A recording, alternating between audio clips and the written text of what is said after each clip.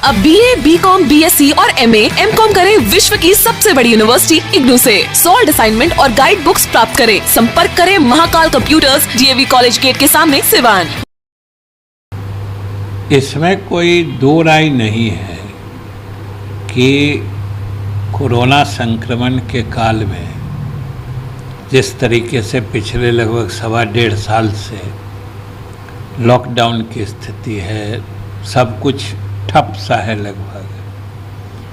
इसमें कोई अगर विभाग या कोई क्षेत्र सबसे अधिक प्रभावित होता है तो वो है शिक्षा का क्षेत्र और शिक्षा विभाग। हमारे सभी शिक्षण संस्थान पिछले 1-1.25 साल से लगभग बंद है और आप समझ सकते हैं कि अगर शिक्षण संस्थान बंद है तो पढ़ाई व्यवस्था, शिक्षण प्रणाली, ये सब बुरी तरह प्रभावित होती है।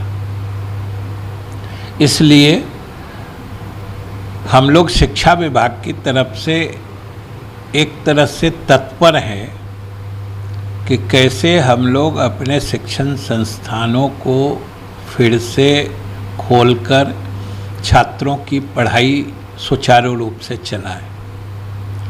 लेकिन दूसरी तरफ ये भी बात सही है कि हम विद्यालयों को खोलना तो चाहते हैं, लेकिन छात्रों के स्वास्थ्य की कीमत पर नहीं, छात्रों के जान को जोखिम में डाल के हम अपने शिक्षण संस्थानों को नहीं खोलना चाहते हैं। इसीलिए हम लोग उपयुक्त समय का इंतज़ार कर रहे हैं। और आज जब कोरोना संक्रमण का द्वितीय चरण, जो पहले चरण से ज़्यादा घातक था, लगभग समाप्ति की ओर है। हालांकि हम अभी कुछ कह नहीं सकते हैं, किसी समय की स्थिति भयावह हो जाती है। तीसरे दौर की भी संभावना व्यक्त की जा रही है। लेकिन अभी जो सरकार ने निर्णय लिया है 6 जुलाई तक इस जो अनलॉक का फेज है उसके बारे में गाइडलाइन जारी किया है, हम समझते हैं कि स्थिति जिस गति से अभी सुधर रही है उसी गति से सुधार बरकरार रहा तो 6 जुलाई के बाद धीरे धीरे आम जनजीवन सामान्य होने की तरफ बढ़ चलेगा।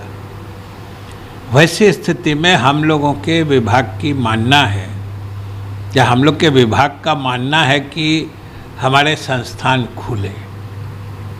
और स्वाभाविक रूप से जब हमारे संस्थान खुलेंगे और जिस परिप्रेक्ष्य में खुलेंगे तो हमें इसको चरणबद्ध तरीके से खोलना पड़ेगा। प्रथम चरण में हम लोग विश्वविद्यालय और महाविद्यालयों को खोलेंगे। फिर द्वितीय चरण में माध्यमिक और उच्च माध्यमिक विद्यालयों को खोलेंगे। फिर तीसरे चरण में प्राथमिक और मध्य विद्यालय को खोलेंगे। तो इस तरीके से चरणबद्ध तरीके से हम विद्यालयों को खोलना चाहते हैं। और स्वाभाविक रूप से उस समय की तत्समय जो कोरोना संक्रमण की स्थिति रहेगी या कोरोना संक्रमण से एहतियात बरतने के लिए जो भी गाइडलाइन, दिशा निर्देश केंद्र सरकार या राज्य सरकार के द्वारा जारी किए जाएंगे, हम उन सबों का पूरी सख्ती से पालन करेंगे। चाहे दूरी की बात हो, मास्क लगाने की बात हो, हम लोग सब प्रोटोकॉल को मानते हुए, लेकिन हमारी इच्छा है कि हमारे शिक्षण संस्थान खुले। लेकिन उस समय जो स्थिति होगी उसके आकलन के बाद ही कुछ अंतिम रूप से निर्णय लिया जा सकता है। इसीलिए हमने कहा है कि 6 जुलाई के बाद एक तिथि निश्चित करके, एक तिथि मुकर्रर करके हम लोग अपने शिक्षण संस्थानों को चरणबद्ध तरीके से खोलना चाहते हैं। उसके पहले बच्चों की पढ़ाई बाधित न हो तो आप लोगों ने दूरदर्शन से टाई अप किया है, यूनिसेफ के माध्यम से और कक्षा 1 से लेकर के 5 तक दूरदर्शन से पढ़ाई की शुरुआत की है ऐसे आप लोग? हाँ, वो एक अच्छी पहल है, हम लोगों ने शुरू की है दूरदर्शन से। और सबसे चूँकि अभी लगातार हमारे विद्यालय बंद हैं, आप समझ सकते हैं कि माध्यमिक या हायर एजुकेशन माने महाविद्यालयों या विश्वविद्यालयों के हमारे छात्र जिनकी थोड़ी उम्र ज़्यादा होती है, वो लोग तो अपनी पढ़ाई के प्रति जागरूक और सजग भी रहते हैं, लेकिन छोटे बच्चों में पढ़ाई के प्रति वो सजगता नहीं रहती है। वो को तो खेलने कूदने की उम्र होती है, वो तो विद्यालय जाते हैं तब पढ़ने लिखने की मानसिकता और मानसिक अनुशासन बनता है उनके मस्तिष्क में, वो हो नहीं पा रहा है।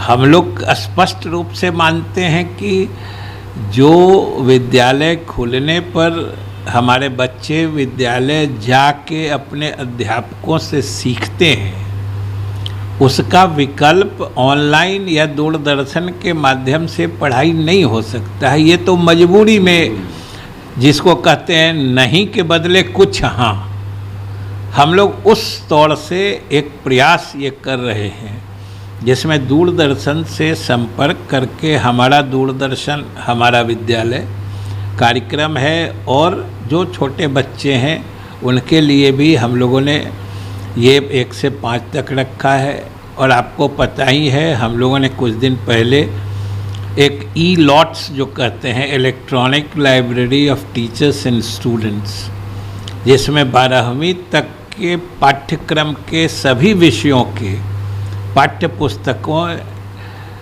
ऑनलाइन अवेलेबल है, मतलब वो नेट पे उपलब्ध है। कोई छात्र 12वीं तक का छात्र उस साइट पर जाके किसी विषय की पूरी किताब खोल के पढ़ सकता है, ये भी हम लोगों ने सुविधा दी है। दूसरी ओर हम इस स्थिति से भी सजग हैं कि खास के बिहार में जो गरीबी है या हमारे देहाती क्षेत्रों में जो डिजिटल डिवाइड जिसको कहते हैं, गरीब लोगों में जिस ढंग से इस डिजिटल दुनिया से वाकफियत नहीं है, तो हमारे बच्चे, उस वर्ग के बच्चे इसका पूरा लाभ नहीं उठाएंगे, क्योंकि हम स्मार्ट मोबाइल फ़ोन से पढ़ाई की बात कर रहे हैं, हम दूरदर्शन से पढ़ाई की बात कर रहे हैं। हमारे बहुत सारे गरीब परिवारों के बच्चे ऐसे हैं जिनके घर में न दूरदर्शन है न स्मार्टफोन है, तो वो तो फिर वंचित ही रह जा रहे हैं। तो ये सरकार के संज्ञान में है, और हम लोग ये भी कोशिश करें कि जब से हम लोग विद्यालय शुरू करेंगे तो ये पीछे जो नुकसान हुआ है उसकी भरपाई हम कैसे करें।